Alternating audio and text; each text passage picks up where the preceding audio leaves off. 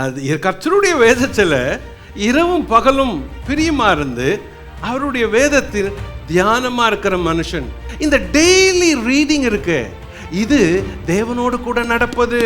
இது உங்களை கம்பல் பண்ணி செய்யறது இல்லை, பிரியம் ஆசை அவர் மேல இருக்கும் பொழுது இது தானா உங்களுக்குள்ள நடக்கும். அப்போ தினந்தோறும் வேதத்தை வாசிப்பது என்பது நீங்கள் தேவனோடு கூட நடப்பதற்கு உங்களுக்கு ஒரு வழிகாட்டி. ஆகையினால தான் இந்த உலகத்துல வெளிச்சம் வேணுமா, வேதத்தை படிங்க.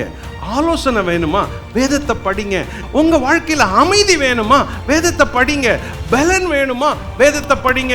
300 வருஷம் ஒருத்தன் தேவனோட நடக்கிறதுக்கு ஆவியில பலன் இருந்துச்சு. அவன் இருந்தபொழுது அவன் கையில வேதம் இல்லை. ஆனால் உங்க கையில வேதத்தின் வசனம் உங்களுக்கு இருக்கிறப்ப, உங்களுக்கு பலனும் வாக்குத்தத்தமும் ஆலோசனைகளும் இதில் இருக்கிறப்ப, இதை படிச்சு தேவனோடு கூட நடக்க முடியும்.